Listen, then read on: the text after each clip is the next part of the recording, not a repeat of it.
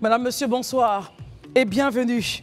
Il n'aura fallu que 4 jours d'une offensive éclair pour que des éléments du groupe rebelle M23 puissent prendre possession de la ville de Goma, accompagnés, selon les Nations Unies, de 3 000 à 4 000 soldats rwandais. Nous en parlons tout à l'heure, dans un instant. Et juste après, c'est la Coupe d'Afrique 2025 qui attirera notre attention. La Côte d'Ivoire est-elle bien logée dans la poule F? En seconde partie, le groupe parlementaire PDCI parle de la révision de la liste électorale et la réforme de la CEI. Et enfin, pour terminer notre émission, nous aurons à débattre autour d'un livre, L'héritage de Trump en Afrique.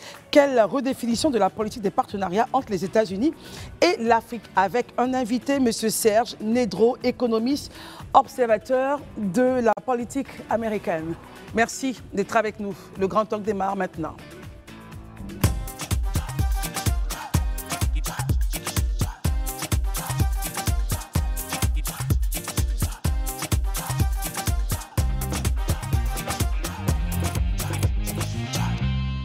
Merci infiniment de votre présence, Madame, Monsieur. Vous êtes de plus en plus nombreux à nous suivre de partout dans le monde. Merci d'être présents chaque soir à partir de 19 h pour nous suivre. Ce soir, notre plateau est composé justement de Adama Guébré. Bonsoir. Bonsoir. Il est un peu habitué à ce plateau. Il vient souvent nous parler donc des problèmes et des tensions qui se passent entre pays africains. Merci, cher frère, d'être là encore une fois. Nous apprécions votre présence. Merci. Élisée Boloubeu, vous le connaissez, un habitué de ce plateau. Bonsoir, Élisée. Bonsoir, Christelle. Bonsoir, chers amis. Bonsoir, chers téléspectateurs. Élisée qui a fait une soutenance ce soir, aujourd'hui, qui a eu une mention. La mention? Si, j'ai eu la mention bien, 15 sur 20. Voilà, soutenir un exécutif master, mémoire d'exécutif master, en management des médias sur le thème détection et capitalisation des ressources humaines pour les médias privés. Bravo, Élisée Boloubeu. Merci. Marius Komoé, bonsoir. Merci d'être avec nous ce soir. Félicitations à Élisée. Tu rentres dans le cercle des grands maintenant. Alors, bonsoir aux téléspectateurs et aux téléspectatrices. Daouda Koulibaly, bonsoir. Merci d'être là ce soir. Bonsoir, Christelle. Bonsoir à tous. Je ne dis pas mes félicitations à Élisée parce qu'il ne m'a pas invité à sa soutenance. Je suis profondément frustré. Mais malgré tout, tu restes un frère et mon beau-frère. Même si un frère n'est pas bon, il reste un frère. C'est pas grave. C'est pas grave. De toute façon, nous sommes là justement en Afrique. On sait régler les conflits en espérant que celui-ci trouvera solution. Au moins 17 personnes tuées et 367 dans ces combats de ces derniers jours au niveau de Goma. Goma est la capitale du Nord Kivu en République démocratique du Congo. Selon les bilans de plusieurs sources proches des presses, la ville serait submergée, les hôpitaux de la ville seraient submergés. Les nouvelles violences ont aggravé donc la crise humanitaire chronique déjà installée dans la région, dans l'est de la RDC, qui pourtant très riche, un scandale géologique selon certains observateurs. La région du Nord Kivu pilule de ressources naturelles. Serait-elle donc la raison pour laquelle ce conflit perdure d'année en année? Les conflits et les rébellions s'enchaînent dans cette région depuis plus de 30 ans. Avec Daouda Koulibaly, faisons un point de situation. Daouda, concrètement, pour ceux qui nous regardent et qui voient un peu les images sur les réseaux et dans les presses, que se passe-t-il à Goma? D'accord, on va essayer de faire simple parce que nous sommes 4 sur le plateau. On a des brillants analystes pour nous expliquer tout ça. Mais de façon andragogique et pour dire pédagogique, pour que les gens puissent comprendre Goma, c'est quoi? Qu'est-ce qui s'y passe? Goma est une ville importante située dans l'est de la RDC. Et cette région est riche en ressources, comme l'or et le coltan. Vous savez que le coltan est utilisé dans la fabrication des téléphones. Les smartphones. Et les smartphones. Les appareils électroménagers. C'est bien ça. La région est surtout instable à cause des nombreux groupes armés. Et l'un de ces groupes armés qui est assez fort, c'est le M23, qui combat le gouvernement congolais. Ça ne date pas de maintenant, depuis des années. 2012. On parle de 2012. Ils sont créés le 6 mai. Que bien avant, voilà. Mais ils sont aussi accusés de chercher eux aussi à contrôler la région, parce qu'il y a des richesses là-bas. Selon la République démocratique du Congo, le Rwanda serait à la base arrière du M23. Une accusation que Kagame a longtemps niée, mais finalement, après, il a été obligé de le reconnaître à son corps défendant. En résumé, pour comprendre toute cette situation, la crise de Goma est un savant mélange de conflits armés, d'intérêts pour les richesses et de tensions entre pays voisins, comme vous pouvez le voir sur la carte ici. Le Rwanda est pratiquement collé à Goma. Donc, véritablement, c'est un cocktail Molotov qui est mis en place dans cette région-là. Donc, voici de façon ramassée la situation de Goma pour ceux qui ne comprennent pas ce qui s'y passe réellement. Poursuivons avec vous, Adama. Le groupe armé donc, du M23, groupe rebelle, créé le 6 mai 2012 pour des tensions sûrement politiques, parce qu'ils se sont essentiellement composés du moins de Tutsis de l'ouest du Congo. Alors, comment est-ce qu'on a des Tutsis qui appartiennent quand même au territoire et qui arrivent à se séparer, à faire un mouvement séparatiste, créer un mouvement aujourd'hui qui revient attaquer la mère patrie? Effectivement, d'abord, Daouda a planté le décor en disant que Goma, c'est un véritable scandale géologique. Tout à fait. Et à l'intérieur se joue le Nord Kivu de façon générale. Et se joue à l'intérieur des intérêts géostratégiques, politiques et économiques.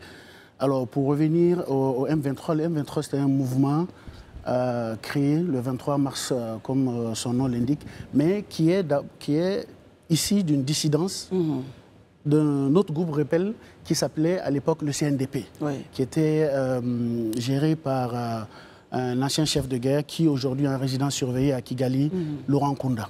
Alors, elle est composée essentiellement des Tutsis rwandophones, des Tutsis qui sont issus de la République démocratique du Congo, parce que quand on prend du Congo, du Congo. Quand on prend on regarde l'aspect, il existe des Tutsis et en République démocratique au Rwanda et en République démocratique du Congo. Donc, ce sont ces Tutsis-là qui se sont rébellés, qui ont pris les armes et qui réclament beaucoup plus une intégration des Tutsis au sein de l'administration congolaise, mais elle a aussi une aile politique. L'aile politique est généralement gérée par des Congolais, vraiment des véritables Congolais, des gens issus d'autres régions. Donc les Tutsis, en général, qui ont une alliance avec les Tutsis, c'est le même peuple. C'est le même peuple. Ils ont une alliance avec les Tutsis issus, qui sont au Rwanda. Donc c'est de par cet acte-là que le président Paul Kagame, en fervent défenseur des intérêts de Tutsis, a greffé ses intérêts, lui-même Tutsi, a greffé ses intérêts, a vu ses intérêts politiques personnels aux réclamations du M23. C'est d'où part la collaboration et l'appui de l'armée rwandaise, du Rwanda au M23. Alors, avant de passer la parole à Élysée, est-ce que justement il y a eu un accord de paix entre le M23 et le gouvernement congolais? Il y a eu deux accords de paix. Ceux-ci disent que les accords n'ont pas été respectés. Est-ce vrai? Effectivement, il y a eu deux accords de paix. Le premier accord de paix, si on remonte, a été signé, les accords de Sun City. Quand il y a eu l'invasion par l'Ouganda et le Rwanda de la République démocratique du Congo, qui a vu le président Mobutu partir, le président Kabila a pris le pouvoir. Il y a eu une reconstruction de l'armée. Cet accord de paix avait été signé à Sun City. D'où les rebelles en Afrique du Sud, d'où les rebelles issus du Sud Kivu, du Nord Kivu ont été intégrés au sein de l'armée. Ça, c'est le premier accord de paix. Le second accord de paix qui avait été signé en 2012 sont les accords de Nairobi. Alors, je vous explique brièvement les accords de Nairobi. Les accords de Nairobi ont été signés quand le M23 est rentré pour la première fois à Goma, dans la ville de Goma. Il est rentré pour la première fois dans la ville de Goma et la communauté internationale avait estimé que ça allait créer un gros scandale de laisser ce groupe armé rentrer quand même dans une grande ville comme Goma. Je rappelle que Goma, c'est la capitale du Nord Kivu et 2 millions d'habitants.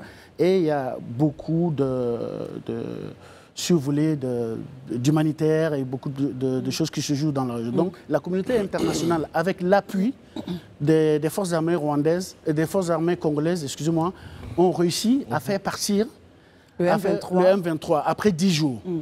Donc, après 10 jours, un accord avait été signé dans la foulée à Nairobi en 2013. Et ces accords stipulaient que le groupe armé doit cesser ses activités, doit garantir une paix durable et permettre évidemment à la République, aux choses de fonctionner normalement. Cet accord, malheureusement, qui avait été signé à l'époque, avait été signé sous le président Joseph Kabila. Donc, lorsque le président Tshisekedi prend le pouvoir. Quand le président Tshisekedi prend le pouvoir, c'est vrai que les accords étaient là, il récupère toutes les affaires de la République, mais il n'en a pas fait une priorité parce qu'à l'époque, le groupe armé avait été même dissous.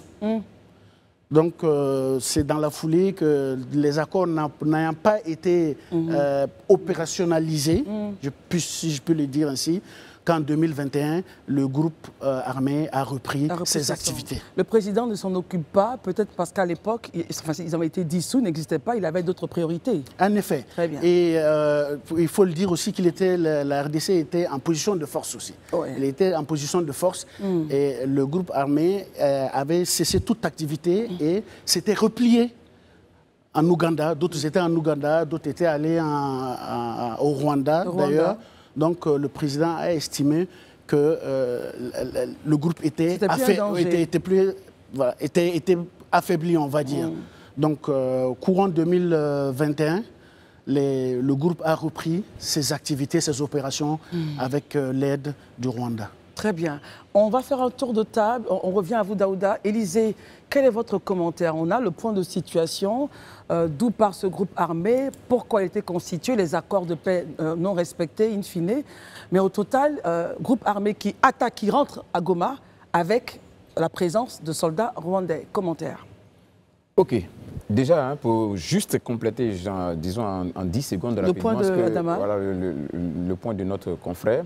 Il faut dire déjà que les conflits, les tensions déjà dans le Nord Kivu ne datent pas de 2012, c'est même longtemps derrière. Selon mes recherches, depuis, disons, même les années 1937, avec des conflits de population. Après, on est arrivé en 1975 et en 1993, où les tensions sont devenues beaucoup plus vives et se sont exacerbées après, avec la crise au Rwanda en 1914 à 18. Donc, c'est une zone qui, je dis, est un peu confligène depuis un moment. Mais soit, ça restait encore, tant que c'était une affaire, je vais dire, ethno-ethnique, il n'y avait pas trop de problèmes, on pouvait encore gérer. Mais là où le conflit se militarise et il devient de plus en plus dangereux, et surtout avec des soutiens extérieurs, moi je suis effaré, je vous dis honnêtement, et je suis affecté par la situation qui se passe au Congo. Depuis quelques jours, j'en perds le sommeil parce que je me dis, ben attends, à quoi finalement sert donc ce continent ? Ou du moins les dirigeants de ce continent. Je me pose vraiment des questions sérieuses sur la question. C'est inadmissible, c'est inacceptable ce qui se passe au Congo. Au vu et au su de tout le monde. Mais attendez, depuis combien d'années ce conflit a perdu? On n'arrive pas à y trouver une solution à ce conflit. Mais c'est un manque de volonté politique. C'est un manque de solidarité africaine. Moi, je le dis, qui explique tout ça. Parce que je ne peux pas comprendre que cette partie du Congo dont la crise a pris une ampleur à partir des années 2012 jusqu'à aujourd'hui, disons 13 ans après, soit encore en proie à des conflits d'une telle ampleur. Mais attends, l'Union africaine sert à quoi? La SADC, c'est vrai, a cherché à résoudre quelquefois avec des tables rondes, ils sont assis pour discuter, tout ça, mais pas plus que ça. Ça a été juste des discussions de terrain et puis après, plus rien d'autre.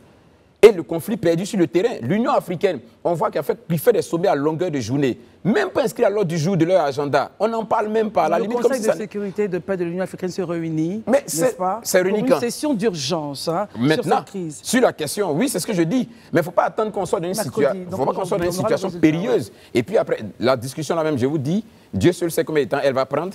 Les résolutions qui en sortiront, combien de temps elles vont être prises, le temps qu'elles vont prendre pour être mises en application, Dieu seul sait. Vous doutez on risque même d'arriver en 2027, c'est là même qu'on est en train de mettre maintenant les premiers éléments de la résolution en place. On sait comment la machine est lourde, elle ne bouge pas. Parce que les mêmes Africains là vont dire qu'ils attendent l'aide extérieure des Occidentaux pour voir dans quelle mesure apporter l'appui. Mais attends, 75 ans, 60 ans pour certains, 70 ans pour certains, après l'indépendance, on continue encore d'attendre que l'aide, que le salut nous vienne de l'Occident. Mais attends, qu'est-ce qui se passe? Il y a un problème. Il faut que les Africains se posent vraiment les bonnes questions. Qu'est-ce qui se passe en réalité? On ne peut pas gérer nos problèmes. On est obligé d'attendre forcément que le salut nous vienne d'ailleurs. Moi, je dis qu'il y a un véritable problème de manque de responsabilité, manque d'engagement. Et aujourd'hui, la preuve est établie par A plus B. Même pas, il ne s'en cache même plus, le président Kagame, de ce qu'il soutient vêtements. Des soldats rwandais seraient rentrés. Il ne s'en cache même plus. Il y a eu des interviews, on lui a posé la question, il a toujours répété que ceux qui sont dans la zone du Nord Kivu sont rwandais. Sont Tutsis. Il a dit, donc ça veut dire pour lui c'est naturel, il est dans son jeu. Mais attends, c'est un État, il y a des frontières. Qu'est-ce que l'Union africaine fait devant tout ça? Il faut bien qu'il y ait une réaction. Aujourd'hui, le Rwanda est producteur de minerais, pour ne pas dire commerçant de minerais. Quand vous prenez les chiffres aujourd'hui, sur les pays aujourd'hui qui font fortune avec le minerai, le Rwanda compte. Selon vous, ça viendrait donc du... Mais le Rwanda n'est pas un territoire où il y a des minéraux. Donc ça viendrait du Congo. Mais ça vient du Nord Kivu. Ça, on le sait, tout le monde le sait. Bien. Et ça, c'est vu aussi de tout le monde et personne n'en parle. Je crois qu'à un moment donné, il faut que les autorités africaines sachent que ce qui se passe chez le voisin, comme le dit l'adage, la maison est en train de brûler, vous n'envoyez pas l'eau pour éteindre, demain ça risque de tomber chez vous. Il faut qu'on prenne des bonnes résolutions. C'est important. On n'attendra pas toujours l'aide de l'extérieur parce que quand même, après 60 ans d'indépendance, 70 ans d'indépendance, on ne peut pas continuer à toujours se comporter ainsi. Très bien. Alors, on a donc le point d'Élysée. Pour que vous puissiez bien comprendre, on va remettre au niveau de la régie la carte pour qu'on voit bien les deux pays et là où justement il y a le challenge. Je ne vous coupe pas, Christelle, oui, voici, mais regardez bien. Voici le Rwanda en orange et les RDC en vert. Et tout à l'heure, si on pouvait faire revenir la première carte, vous verrez que le Nord Kivu, voilà le Nord Kivu, il est même plus grand que le Rwanda. Voilà le Nord Kivu, la zone du Nord Kivu qui fait partie de la RDC. Le Nord Kivu est même plus grand que le Rwanda. Et aujourd'hui, c'est ce Rwanda-là qui sème la misère. Bon, disons le M23 accompagné des supplétifs rwandais, mais tout le monde sait qu'ils sèment la misère dans cette zone-là. Il y a un problème. Il faut quand même qu'à un moment donné, l'Union africaine prenne ses responsabilités. Marius Komoé, des populations déplacées, de toute façon, ce sont toujours elles qui prennent, en tout cas, qui portent le lourd tribut. Populations déplacées, on annonce, je disais qu'on aurait dit des soldats rwandais. Ils ont été identifiés comme étant présents à Goma. Donc, rentrer dans la capitale du Nord Kivu. Marius Komoé, réaction. Que vous inspire justement cette affaire? C'est vraiment dommage. Élysée n'est pas allé avec le dos de la cuillère. Il a dit les choses telles que nous la pensons. A dit vrai, cette situation qui prévaut dans le Nord du Kivu est la suite logique de ce que nous voyons dans la plupart de nos États, qui très souvent sont en conflit. Les questions donc, vous avez dit, la RDC, c'est quand même l'un des pays en Afrique qui a un sous-sol les plus riches surtout cette zone, dans le monde. Et surtout cette zone. Et quand on vous dit que c'est une zone qui génère de l'or pur, vous avez de l'étain, du coltan, vous avez du coltan, vous avez du cobalt, vous avez tellement de minéraux aussi important pour les industries européennes que rien ne nous étonne. Et donc, nous le disons de façon claire. Pourquoi cette précision pour les industries européennes? Je le dis parce que quand même, il y a combien de forces d'interposition sur le territoire aujourd'hui en RDC? Vous avez le MONUSCO, quand même une force d'interposition des Nations Unies qui comprend au bas mot plus de 15 000 hommes. Voilà la réalité, 15 000 hommes qu'on a déplacés pour s'interposer dans le conflit. Quel est leur agenda justement sur place? L'agenda, c'est de s'interposer. Quel est le rôle de la Nations Unies? Est-ce aller soutenir un conflit? Non, le rôle de l'ONU, c'est d'instaurer la paix partout où les conflits s'instaurent. Et là, ils ont déployé sur le terrain des milliers de soldats qui n'ont pas réussi quand même à imposer la paix. Mais il n'y a pas que les forces onusiennes. Vous avez également d'autres forces régionales dans la zone qui... on nous parle de la force... de la communauté de développement de l'Afrique australe. Tout à fait. Hein? C'est bien ça, hein? Ben voilà, qui comprend aussi, tenez-vous bien, près de 3 000 hommes. Mais quand vous avez fait le total de toutes ces forces, vous avez près de 20 000 hommes sur le terrain qui n'arrivent pas à s'interposer entre un petit pays comme le Rwanda et un grand pays comme la RDC. Parce que la RDC, quoi qu'on dise, est plus vaste. Il n'y a qu'à regarder la carte pour comparer. Alors pourquoi justement toutes ces forces n'arrivent pas à ramener donc, la stabilité et la paix? Cela veut dire qu'il faut s'interroger justement. Qui est derrière ce conflit? Parce que, mine de rien, aujourd'hui, pourquoi l'ambassade, par exemple, de la France, bien que je ne veux pas indexer la France, mais pourquoi l'ambassade de la France est prise en partie par les populations congolaises? C'est de ça. Il faut toujours qu'on cherche à savoir pourquoi le Rwanda joue le jeu en attaquant un pays frère, j'allais dire frère, qui n'est autre que la RDC, sans que, bien évidemment, je ne dis pas que la France tout de suite est impliquée, mais je fais la même constat de ce que sur le terrain, les populations congolaises s'attaquent aux intérêts français et plus particulièrement à l'ambassade. Je veux bien comprendre pourquoi. Très bien. Pourquoi? Il n'y a pas que l'ambassade. Là où la France n'est pas avec des soldats impliqués dans le conflit, mais on s'attaque à ses intérêts. Et puis, je ne comprends pas pourquoi on laisse un pays comme le Rwanda s'attaquer à un autre pays en Afrique, comme si l'Union africaine ou bien la CEDEAO et l'UEMOA laissent la Côte d'Ivoire ou le Burkina ou le Mali s'attaquer à la Côte d'Ivoire ou à un pays de la sous-région et sans réagir. Et pourtant, on a des soldats sur le terrain qui devraient jouer cette force d'interposition. On a laissé des miliciens entrer dans une capitale régionale aussi importante comme Goma, qui permet justement à la RDCI de faire vivre ses populations à travers justement ses ressources naturelles. Mais tout cela vise quoi? Vous avez un chef de guerre qui n'est autre que Sultani Makenga, qui lui-même est un Tutsi. Alors, du nord du Kivu, il est fils du nord du Kivu et du sud Kivu. Il est du sud Kivu. Alors, il est donc un authentique de la région. Pourquoi lui aussi joue le jeu d'un intérêt, j'allais dire, et là notre expert le disait tantôt, il y a beaucoup d'intérêts personnels en jeu et beaucoup d'intérêts entre États. Et moi, c'est la même constat que je vois. Dans nos États, chaque fois qu'il y a des conflits de ce genre, où les Nations Unies n'arrivent pas à colmater les brèches, qui prend les résolutions aux Nations Unies? Quand on regarde la situation de l'Ukraine, on aurait pu se demander, parce qu'en Ukraine, un pays attaque l'Ukraine, ben, toute la communauté internationale se déploie pour aider l'Ukraine à combattre l'autre pays. Pourquoi là, en Afrique, on laisse un pays qui n'est autre que le Rwanda, dont les soldats sont véritablement identifiés dans le conflit et qui sont rentrés dans un autre pays frontalier, et puis on laisse couler les choses et ça ne dit rien à personne. Il y a trop d'intérêts en jeu. Oui, et cela est lié aux intérêts du sous-sol rwandais.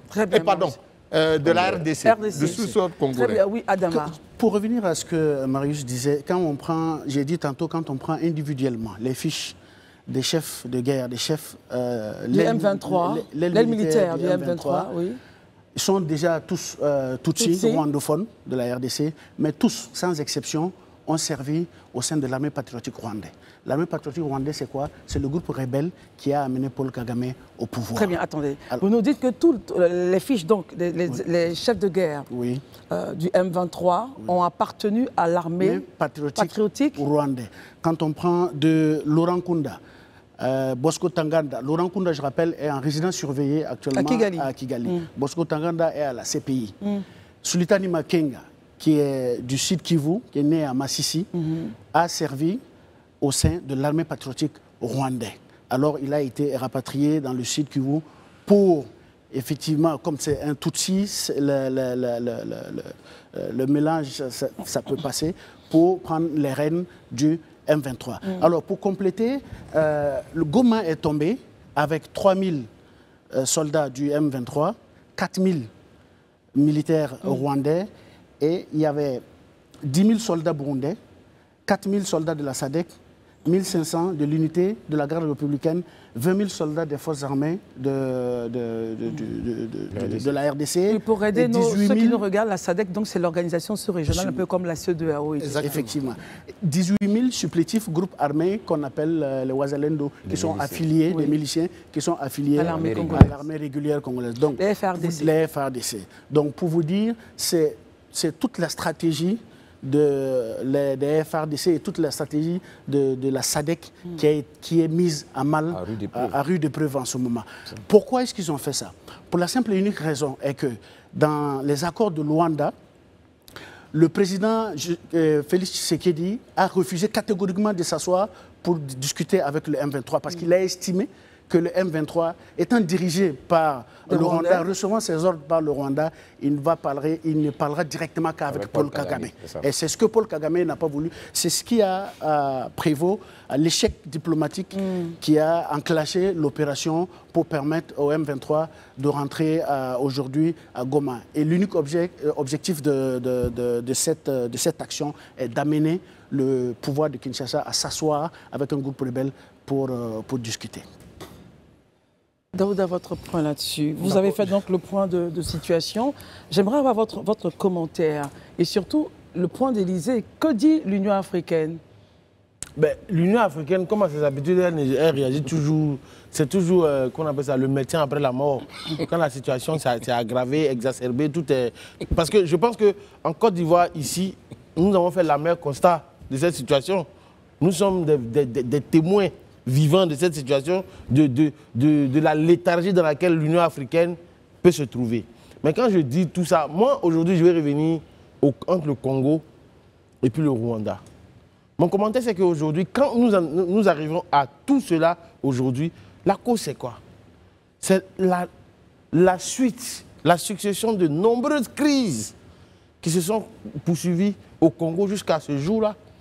Donc, quand Élysée dit aujourd'hui, tout à l'heure, que aujourd'hui le Rwanda exporte des minéraux, mais il y a un adage de façon triviale qui dit que quand le mouton du vieux Sédou meurt, mais c'est celui qui ne mange pas Djoufa qui est content. C'est vrai que c'est très trivial. Mais pour dire que quand... Djoufa, pour ceux qui sont pas... c'est l'animal qui n'a pas été immolé. Très bien. Voilà. Donc, l'idée aujourd'hui, ce que je veux dire, c'est que vu que vous avez du mal vous-même à gérer la RDC, finalement, il y a quelqu'un qui est à côté qui, lui, en profite. Ça veut dire quoi? Ils ne savent pas comment gérer la RDC, Daouda. Mais la RDC est partie de guerre en guerre, depuis Mobutu jusqu'à aujourd'hui. Mais quand tu regardes la zone de Goma, je vous l'ai dit d'entrée de jeu, mais c'est plein de groupes rebelles. Pourquoi, justement? Franchement, est-ce à cause des minéraux. C'est ça, parce que je vous ai dit que c'est un savant mélange de guerre d'intérêts. Première chose, de conflits ethniques entre les uns et les autres, mais de crise entre deux pays, parce que chacun veut profiter des ressources. C'est ça la véritable problématique. Maintenant, il y a revenu à mon très cher grand frère Marius. C'est vrai qu'il ne dit pas clairement que c'est la France, mais bon, tu y insinues quelque part. J'ai envie de dire, ah, la France. Oh, la France. Encore la France. Parce que Daouda, justement, avant de vous laisser continuer, pourquoi est-ce que l'ambassade de France a-t-elle été prise à partie? Parce que les Africains, dans leur conscience collectif, dès l'instant que ça ne va pas, c'est la France. Parce que la France intervient, on se plaint. Oui, justement dans le secteur francophone. La France, elle intervient, on se plaint. Elle n'intervient pas, on se plaint. Finalement, que doit faire la France? Que doit faire la France? Certains Congolais que nous avons eus nous disent que l'ambassade aurait été prise à partie parce que dans le cas de l'Ukraine, du conflit ukrainien, la France aurait produit des résolutions, il y a eu un appui et tout cela, et ils ont l'impression que pour le cas du Congo, on est un peu lent. Réaction, deux poids, deux mesures selon eux, réaction. Non, Christelle, il faut qu'on puisse dire les choses clairement. Dans la gestion, dans la corrélation entre les États, l'émotion n'a pas sa place. Les États, il n'y a pas de cadeau. Ce n'est pas Caritas. Ce n'est pas un orphelinat. Tout dépend des rapports que nous avons les uns avec les autres. Peut-être qu'aujourd'hui, la France a des très bons rapports avec le Rwanda. Donc pourquoi est-ce que vous voulez que j'aille me mêler d'une affaire et mettre mon allié en difficulté? Rapport conflictuel à l'époque, on se rappelle, oui, pour la crise. Mais aujourd'hui, il n'y en a pas. Je vais terminer rapidement sur ça. Regardez aujourd'hui la crise israélo-palestinienne. Mais quand les États-Unis, ils prennent position généralement pour qui?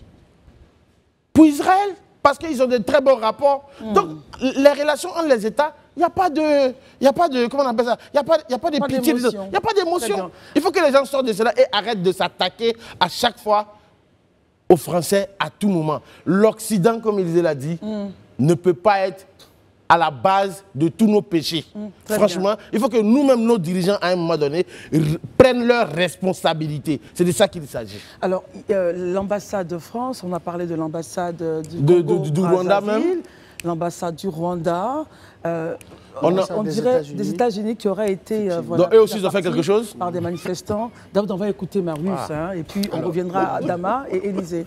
Marius, comment est-ce? J'avoue que la réaction... Daouda n'est pas très en accord avec votre point sur la France. Non, c'est une insinuation. Il n'accuse pas, mais bon. Non, mais c'est une évidence. Parce qu'au final, on fait peut-être une lecture assez simple, pour ne pas dire assez simpliste, d'une situation qui prévaut et pour laquelle d'ailleurs une grande majorité des populations congolaises en pâtissent.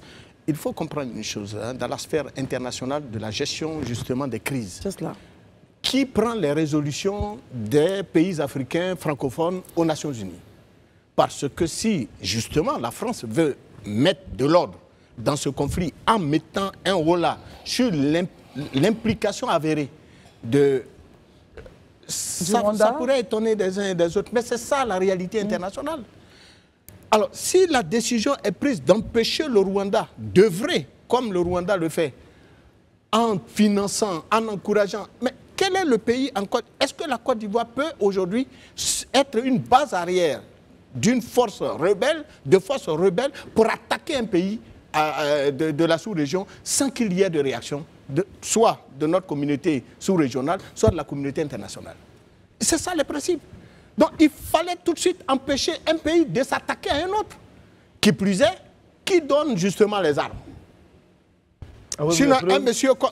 Non mais attends, soyez sérieux. Un monsieur comme Sultani Makenga, il a quel moyen pour s'acheter des armes dont dispose le M23? Selon vous, serait soutenu par des puissances étrangères? Bon, même le Rwanda, est-ce que le Rwanda fabrique des armes? Le Rwanda prend les armes où? Et je me rappelle que le président qui s'est dit, dans une de ses nombreuses interventions, se plaignait justement qu'il avait demandé des armes à la France, qui s'était refusé de les lui donner. Pour quelle raison? Et pourtant, son pays est en proie à un groupe rebelle qui, naturellement, veut s'accaparer des ressources d'un pays. Très bien. Adama et ensuite Élysée. Oui, pour ajouter quelque chose, il faut savoir que à l'est de la RDC, il y a plus de 4000 groupes armés. Et l'une des plus importantes groupes armés rebelles est le M23. Alors 4000 groupes armés dans une zone comme ça, et vous le disiez, c'est assurément à cause du sous-sol. Du sous-sol. C'est un no man's land qui ne dit pas son nom. C'est une zone de non-droit. Alors la contrôler, c'est de facto contrôler les ressources de la zone. Alors on a 2 millions de personnes qui vivent dans la capitale, mais la région elle-même... C'est une région tellement vaste, c'est plus de 40 000 en termes de superficie mètres carrés. Et elle est même plus grande, puisque le Rwanda, c'est 26 000... elle est plus grande que le Rwanda. Ouais. Alors, et cette zone-là contrôlée, c'est de contrôler de facto les ressources minières de tout l'est de la RDC, quand on connaît l'importance. Alors, je vais vous prendre un exemple. Alors, Goma, 75 000 km². Exactement. Alors, pour prendre un exemple, en février 2024, l'Union européenne a signé un contrat avec le Rwanda pour des rachats et des traitements des minerais qui existent sur le sol congolais. L'Union européenne. L'Union européenne. Et non sur le sol rwandais. Parce qu'on sait tous que le sol rwandais ne regorge pas les minéraux encaissés. Donc aujourd'hui, quand on voit les violences et si vous voulez, le ras-le-bol de certains Congolais face aux actions de l'Union européenne, on peut être... Ça peut se comprendre. Cependant, ce n'est pas un pays qui est visé. Ce n'est pas spécifiquement à la France, ni à l'Allemagne, c'est la structure de l'Union européenne. Donc, pour vous dire qu'il y a un énorme, si vous voulez,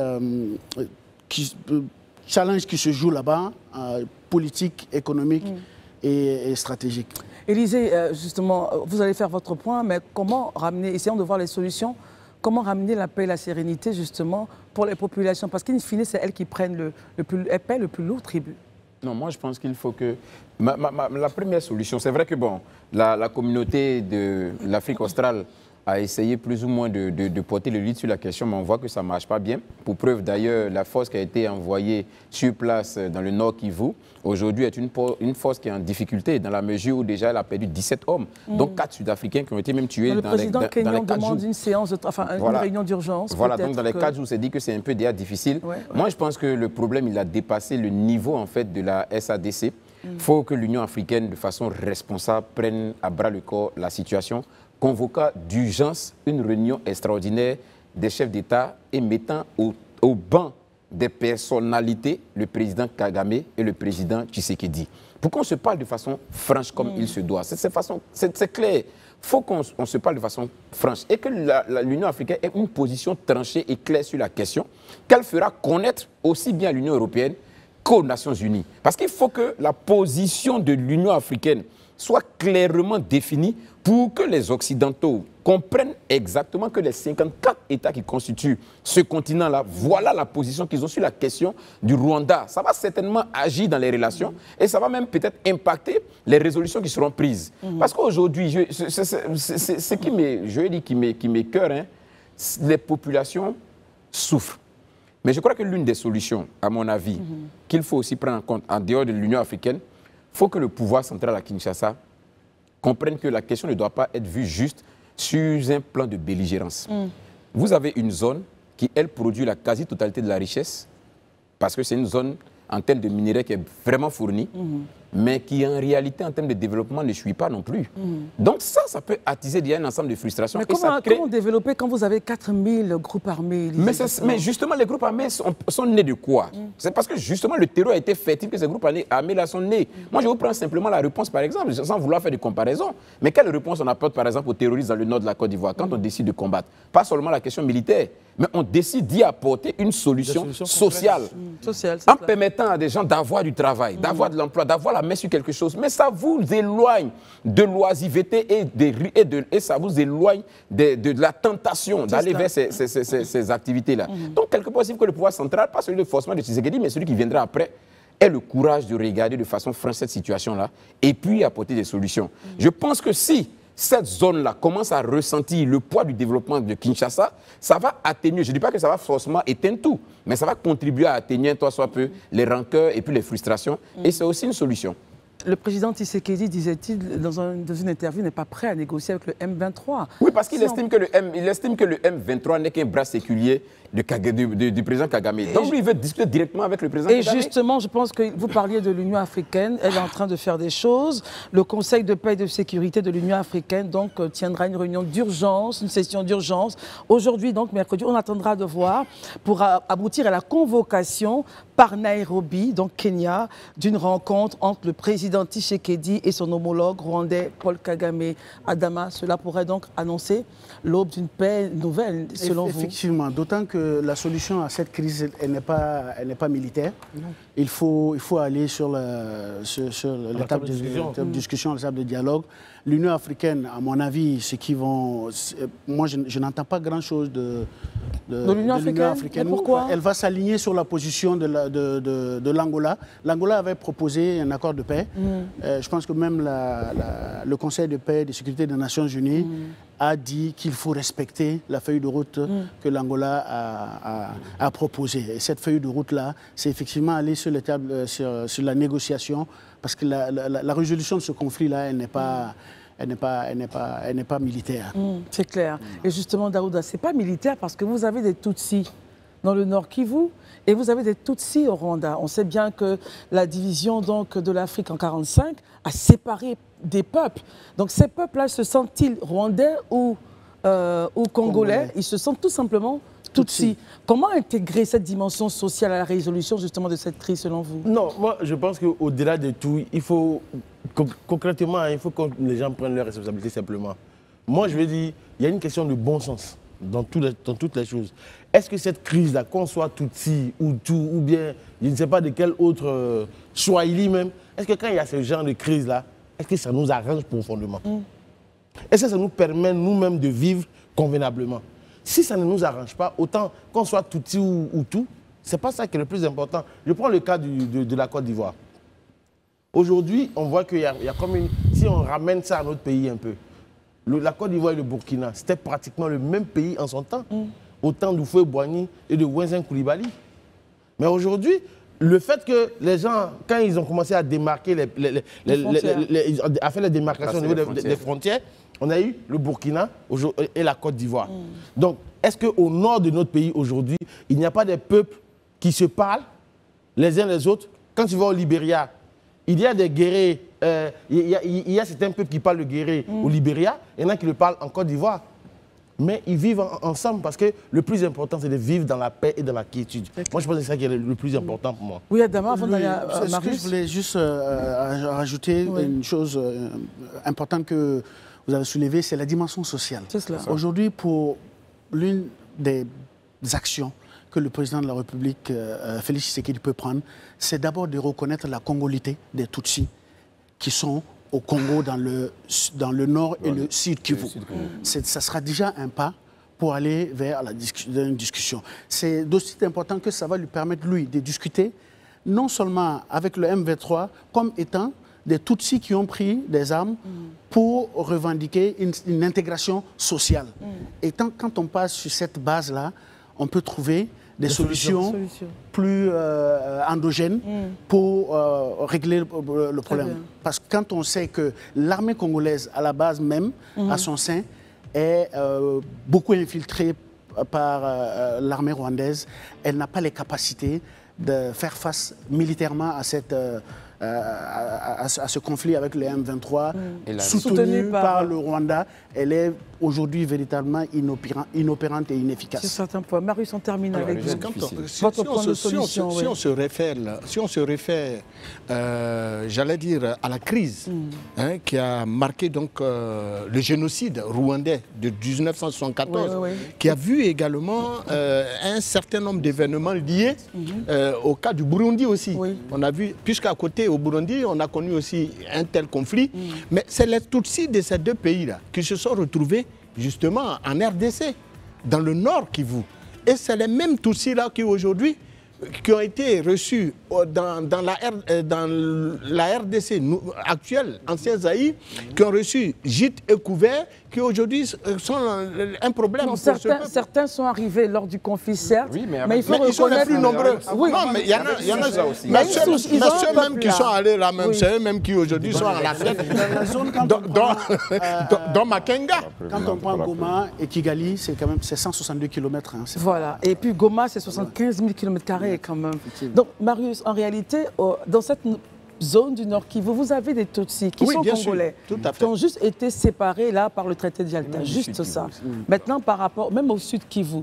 Donc, quand c'est comme ça, il faut peut-être, comme on l'a dit, rajouter une dimension sociale. Les revendications de ces vrais Tutsis-là ont été noyées par, si vous voulez, la même mise du Rwanda.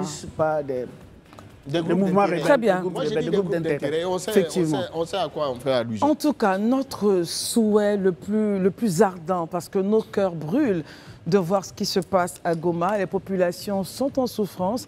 Il faut absolument réagir. On attend de voir ce que l'Union africaine fera, ce qui sortira de cette convocation par Nairobi des deux parties, en espérant que la paix revienne à Goma, dans le nord et dans le sud Kivu.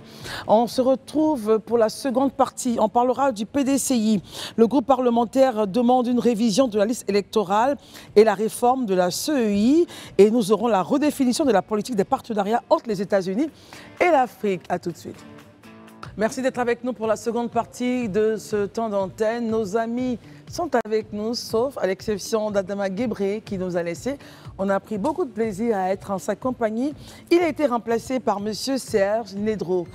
Il est l'auteur du livre « L'héritage de Trump en Afrique » et on parlera avec lui de la redéfinition de la politique des partenariats entre les États-Unis et l'Afrique. Mais avant, observons donc les résultats de ce tirage au sort qui s'est produit donc hier, 27 janvier, c'était donc à Rabat, au Maroc, qui a vu la Côte d'Ivoire, notre cher et beau pays, être logé dans la poule F avec le Cameroun, le Gabon et le Mozambique. On avait donc prévu hier de faire un petit point là-dessus aujourd'hui. Élysée, on revient avec vous. Finalement, on peut dire, hier je disais groupe de la mort, aujourd'hui avec le recul, je dis on a peut-être plus de peur que de mal.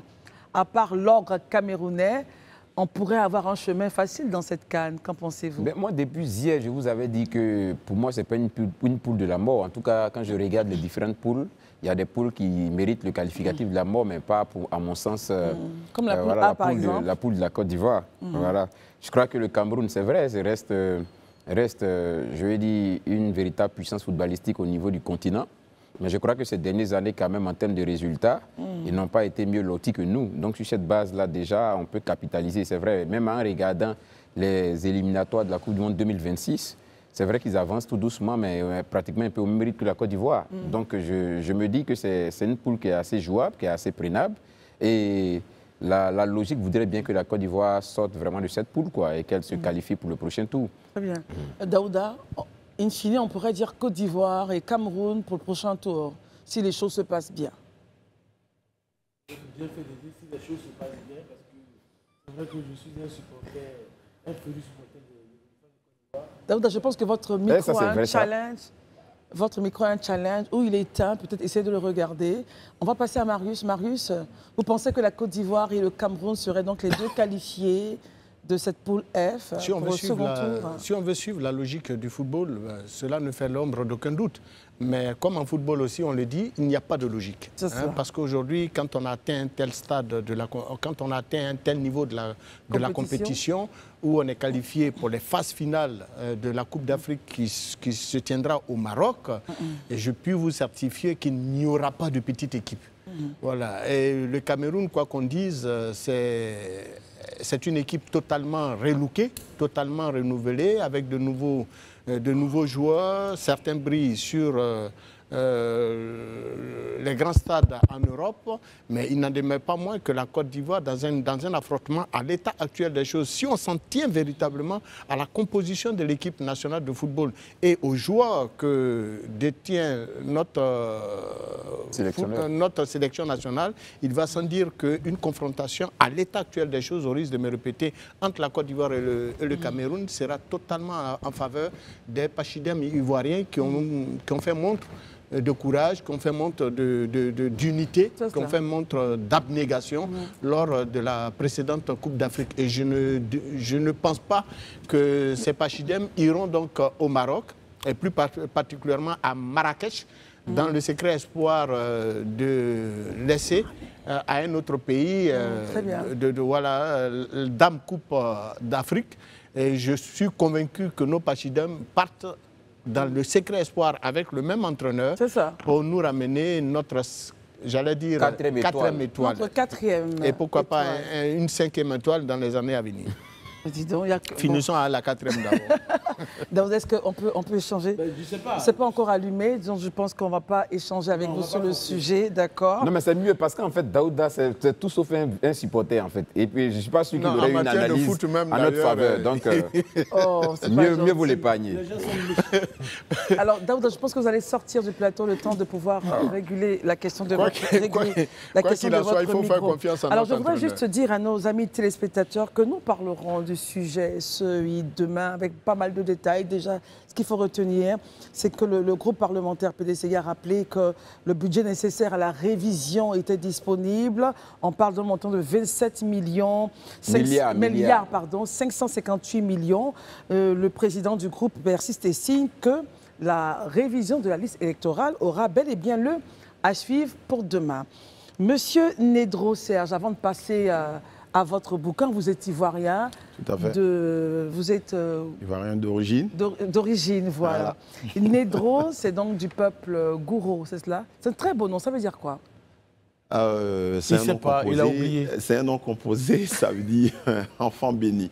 Le né, enfant, le dro, béni, doux et autres. Très bien. Voilà. Daouda, il n'a pas oublié. Alors, est-ce qu'il y a alliance entre vous? Parce que vous êtes... Non, dès qu'il a dit Nedro, j'ai compris qu'il était gourou, c'est mon petit comme ça. Ce sont nos esclaves. Il n'a pas le choix. Malheureusement, bon, il est parti au Canada, un peu dénaturé, mais on va essayer de le tropicaliser.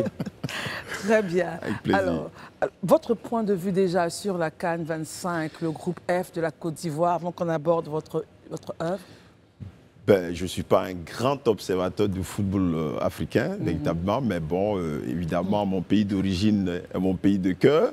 Donc, je voudrais souhaiter la très bonne chance aux Ivoiriens pour pouvoir, évidemment, remporter cette énième CAN. Je crois que ça va être la quatrième étoile. Et donc, voilà, ça sera avec plaisir. Ça nous a vraiment aussi fait honneur depuis Ottawa, lorsqu'on a vu la Côte d'Ivoire gagner cette CAN en Côte d'Ivoire. On était tout heureux et puis bon, fiers parmi les Africains, parmi tout le monde. Et je pense que ça a été une occasion pour les Canadiens de connaître également la Côte d'Ivoire. Et c'était vraiment une très belle fête. Et je dis félicitations au gouvernement qui a réussi cette très belle fête. Ouais. Alors, après, quand on a dit ça, on revient donc à cette œuvre-là. Tout à fait. L'héritage Trump en Afrique. Tout à fait. Y a-t-il un héritage Trump, justement, quand on sait bien que c'est America First, Make America Great Again, rendre l'Amérique encore plus grande? Est-ce qu'il a une pensée pour l'Afrique? Et quelle serait-elle, justement? Vous savez, il y a un véritable héritage Trump en Afrique, mais qui est peut-être méconnu des Africains parce que, comme on le dit, les mainstream médias ont vraiment beaucoup parlé avec des clichés importants sur le président Donald John Trump en disant qu'il n'aime pas les Afro-Américains, qu'il serait raciste et donc par ricochet, il n'aime pas les Africains. Et ce que je dis à cause en fait du thème de l'immigration, ce qui est, je veux dire, ce qui est discutable bien entendu, mais dans ce livre, ce que je développe et qui peut être vraiment un argument très important pour vos téléspectateurs, je dis ceci, quand vous prenez le parcours en fait du président Trump, vous voyez que son parcours ressemble plus ou moins au parcours de l'Afrique. En réalité, il y a une véritable similitude. C'est-à-dire ? Évidemment, la question, je m'y attendais. Vous voyez, voici un milliardaire américain qui décide d'être président des États-Unis. Et en 2016, évidemment, il devient président des États-Unis. Donc, il est vraiment au sommet de sa gloire. Voilà, le 45e au sommet de sa gloire. Et donc, il domine toutes choses. En plus qu'il est milliardaire, il est président de la plus grande puissance du monde entier. Et cette étape, l'Afrique l'a connue également. L'Afrique a été le berceau de l'humanité. L'Afrique également a été le berceau des sciences. On a vu les savants occidentaux venir en Afrique apprendre. Dans l'Égypte antique. Dans l'Égypte antique, voilà, on a vu Plutarque venir, Platon, ainsi de suite, Pythagore. Donc, l'Afrique est vraiment le berceau des sciences.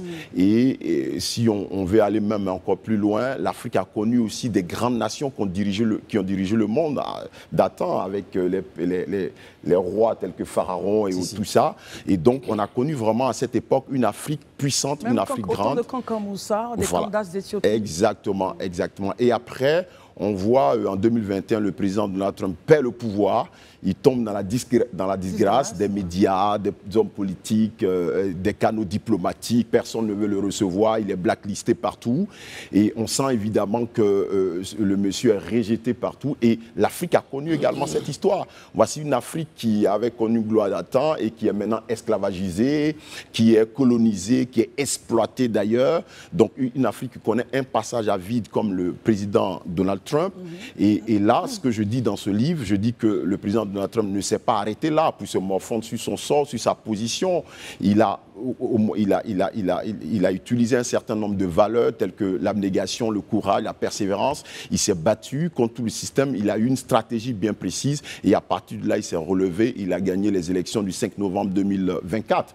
Et donc, je dis dans ce livre que la jeunesse africaine, la génération montante qui va diriger demain l'Afrique, qui va diriger les pays africains, je pense que cette génération devrait prendre exemple sur le président Trump et se battre vraiment pour pouvoir donner une place à l'Afrique dans le Conseil des Nations. Élisée Boloube, vous parliez de l'Union africaine tout à l'heure dans le sujet du Congo, Kinshasa, Rwanda. Réaction à ce qu'il vient de dire? Oui, je pense que ce que dit M. Nedro est très très intéressant, en ce sens que, comme je le dis, moi je pense qu'il ne faut pas toujours attendre son salut de l'extérieur. Il faut soi-même créer son bonheur, il faut se donner les moyens de créer son bonheur. Et bien évidemment, l'exemple qu'il prend de Trump, si est à mon sens. Maintenant, derrière, moi, je voudrais plutôt lui poser la question de savoir, aujourd'hui, de façon concrète, c'est quoi l'avenir quand on regarde surtout sur la question de l'immigration, qui a été vraiment l'un des piliers de sa politique. Quand on regarde aujourd'hui sur la question de l'immigration, quelles pourraient être, je dis, les relations dans ce sens-là entre les États-Unis de Trump et l'Afrique? Il faut te rappeler que le décret a commencé à être mis en application. Tout à fait. Les personnes sont raccompagnées aux frontières, d'autres même se lèvent elles-mêmes et vont se rendre aux frontières. Absolument, absolument. Mais il faut dire que sur cette question, il y a quand même, comme je l'ai dit, il y a eu beaucoup de clichés sur la personne du président Donald John Trump. Le premier cliché, on dit directement que Donald Trump n'aime pas l'immigration et donc il n'aime pas l'étranger, ainsi de suite. Ce n'est pas ce qu'il dit. Donald J. Trump n'aime pas l'immigration illégale, l'immigration frauduleuse. C'est ça la réalité du fait. Mais ses opposants, évidemment, lui ont collé le cliché d'un homme qui n'aime pas l'immigration. Vous voyez, au dernier forum de Davos, Donald Trump a appelé les grandes entreprises, les grands talents du monde entier à rentrer aux États-Unis parce qu'il en a besoin, évidemment, avec la concurrence que les États-Unis ont avec la Chine. Il a besoin des talents. Donc, voici quelqu'un qui appelle à l'immigration. Mais l'immigration choisie. Et c'est le thème de tous les pays. Tous les pays du monde aujourd'hui, véritablement, sont en train de pouvoir lutter contre une certaine immigration illégale. Et c'est normal. Lorsqu'il porte ce point de l'immigration, il est cloué au pilori. Il n'est pas cloué. Non, il n'est pas cloué parce que, évidemment, les États-Unis, c'est un pays d'immigration. Les États-Unis ont été bâtis par l'immigration. Hein, les immigrants venus d'Europe, ainsi de suite, tout ça. Donc, c'est un pays d'immigration. Donc, parler d'immigration, c'est, j'ai envie de dire, remettre en cause les fondements même des États-Unis d'Amérique. C'est de cela que, c'est sur cette question que les démocrates, évidemment, trouvent à Trump comme talon d'Achille. Mais nous voyons que ça n'a pas marché parce que les Américains, à un moment donné, avaient besoin de cette question pour pouvoir quand même se protéger parce que les emplois étaient pris par les immigrants, j'ai envie de dire, illégaux, ainsi de suite. Et parce qu'on voyait évidemment des crimes qui sont perpétrés un peu partout.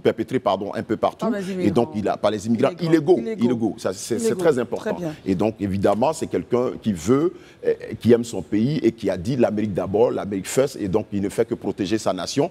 Et c'est tout bénéf pour tout pays, toute nation qui a un représentant qui veut protéger sa nation. Tout bénéfice. Daouda, question.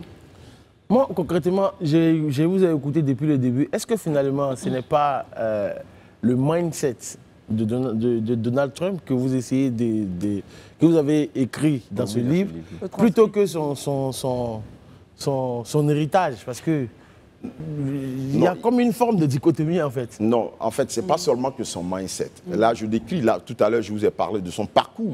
Ouais, il a un parcours qui est plus ou moins, dans lequel il y a quand même des similitudes entre son parcours et celui de l'Afrique. Mais l'autre chose que je n'ai pas eu à dire et qui va être un élément de réponse à la question qu'il vient de poser, il y a aussi les valeurs. Je ne parle pas simplement de son mindset, mais à ses valeurs. Voici un homme qui pose ses valeurs, qui dit l'une des premières valeurs qu'il a, c'est la reconnaissance d'un être suprême qu'on appelle Dieu.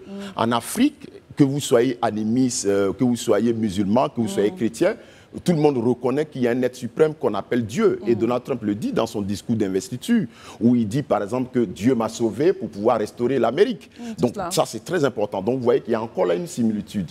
Et deuxième chose, il dit, je ne reconnais que du genre, je ne reconnais que deux sexes, hommes et femmes. Et traditionnellement, en Afrique, ce sont ces deux sexes qui sont reconnus.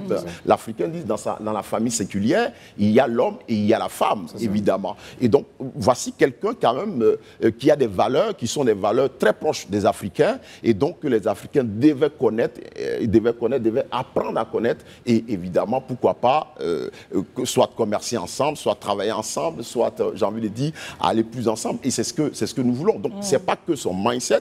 Je dis là, je donne les qualités de l'homme, mais en même temps son parcours, ses valeurs qui ressemblent à celles, évidemment, de l'Afrique. On est en Afrique. Marius, comment est question? Oui, mais il a touché les deux points qui, naturellement, me taraudaient à l'esprit dans la politique de Donald Trump, qu'il a d'ailleurs porté au pouvoir. Le cas justement des deux sectes, des 31, des minorités LGBT, mais aussi le cas donc de la croyance en Dieu.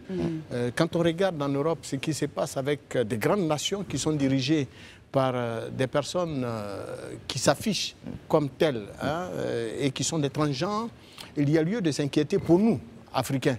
Parce que pour nous, la croyance à un Dieu et la famille même, la notion de famille impose donc que un certain nombre d'attitudes ne soient pas tolérées. La question même de la croyance en un Dieu nous impose de ne pas accepter un certain nombre de situations telles que par exemple un homme va avec un homme, une femme va avec une femme. Mais moi je trouve ça vraiment c'est une aberration, c'est une incongruité. Et moi, je pense qu'on ne saurait, nous, en tant qu'Africains, l'accepter. Et vous avez bien fait de l'évoquer. Et c'est d'ailleurs ce pourquoi moi, j'avais beaucoup d'admiration pour ce monsieur. Et je suis bien content qu'il dirige l'Amérique. Alors, pensez-vous qu'il y a un président, et c'est une question d'un de nos amis sur le digital, Dooli, Bénédicte Kader, Pensez-vous qu'il y aurait donc un président africain qui se rapproche un peu dans ses valeurs et dans ses actions du président Donald J. Trump? Bon, je dirais que tous les présidents africains sont appelés à se rapprocher des idéaux du président Donald Trump, hein, évidemment, parce que, comme je l'ai dit tout à l'heure, il y a une véritable similitude, au risque de me répéter, mais il faut comprendre qu'il a dit clairement, Donald Trump l'a dit lors de sa première mandature, lors de son discours aux Nations Unies, il dit qu'en réalité, l'avenir appartient non pas aux globalistes, mais aux patriotes, c'est-à-dire à ceux qui aiment leur patrie, évidemment, à ceux qui aiment leur patrie, et c'est pour cela qu'il dit, il parle de notion d'America First, l'Amérique d'abord, parce que pour lui, c'est d'abord la défense des intérêts des Américains, vous voyez. Et donc là, à ce niveau, c'est pour dire simplement que nos dirigeants, nos présidents, nos chefs d'État, nos gouvernants devaient pouvoir mettre en avant les intérêts de leur pays. Et je pense que c'est ce que nos dirigeants essaient de faire, plus ou moins. Et donc, en regardant Donald Trump, il faut aller encore plus loin pour pouvoir mettre la défense des intérêts de son pays, de sa nation, de son peuple, dans tous les différents types de canaux de discussion, que ce soit au sein de l'OMS, que ce soit au sein de l'OMC, l'Organisation mondiale du commerce, ainsi de suite. Prôner son pays d'abord, prôner l'intérêt de son pays, défendre les intérêts de son pays. Et c'est ça qui est divulgué par le président Donald J. Trump. Daouda. Vous ne pensez pas, parce que ce que vous dites, il dit que le monde n'appartient pas aux globalistes, ou j'ai envie de dire ou aux mondialistes, mais plutôt aux patriotes. C'est pas moi qui le dis, c'est le président Donald J. Trump qui le dit. Bon, je le prends dans votre bouche, vous le prenez dans la bouche de Donald Trump. Absolument. Mais ici, est-ce que vous ne pensez pas que Donald J. Trump, en fait, était un isolationniste? On peut le dire ainsi, mais en réalité, vous savez, on voit aujourd'hui une Amérique quand même qui est en train d'être très concurrencé par la Chine. Et donc, un pays qui est très concurrencé par la Chine et également par le pouvoir hégémonique de la Russie un peu partout, comme on le voit aujourd'hui quand même, qui avance dans les territoires où elle était avant, mais aujourd'hui, elle avance elle revient encore sur les territoires africains.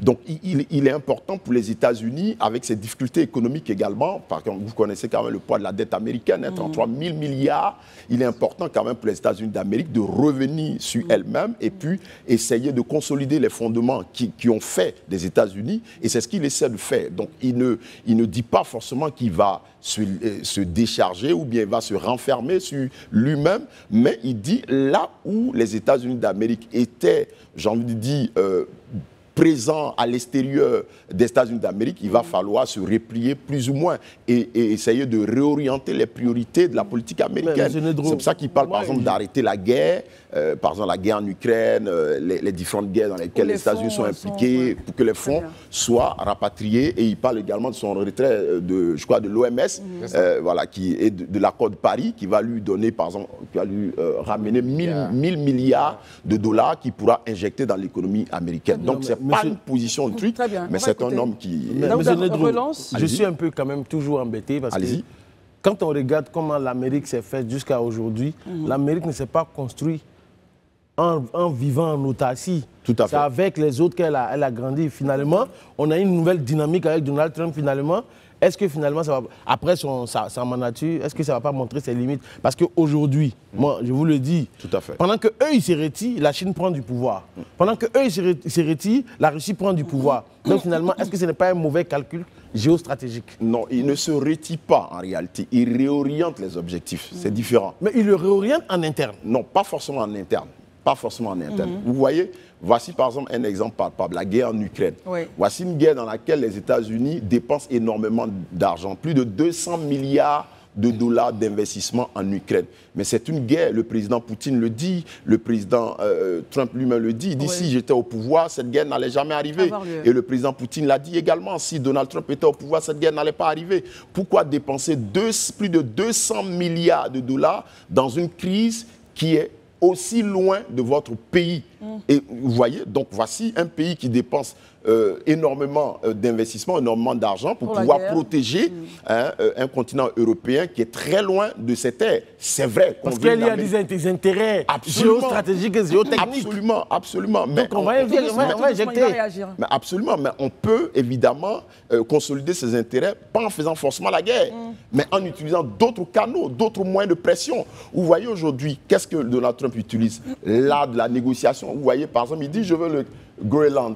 Mais ce n'est pas parce qu'il veut le Groenland. Nous-mêmes, chez nous, au Canada, Donald Trump dit non, je veux que le Canada devienne le 51e État. Oui. Mais ce n'est pas son objectif. En réalité, c'est une forme de pression. Parce qu'il le dit dans son livre là, de la négociation. Il dit quand tu veux négocier avec quelqu'un, mets la barre haute pour avoir au moins 50%, 60% de ce que tu veux. Et donc, c'est une forme de pression parce que Donald Trump voit en relation, dans les relations internationales, des relations transactionnelles. D'ailleurs, le bon sens recommanderait que dans un conflit, on n'arme pas un adversaire contre un autre. Oui. Merci Marius. Alors pour terminer, vous dites l'héritage Trump en Afrique, vous parlez des valeurs et que l'Afrique forcément finira par se réveiller et reprendre sa place comme Donald Trump. Ce n'est pas assimiler un seul individu à un continent, c'est plutôt les valeurs et ce qu'il représente. Ce sont les valeurs et je dis dans ce livre qu'on peut rendre à l'Afrique sa grandeur également.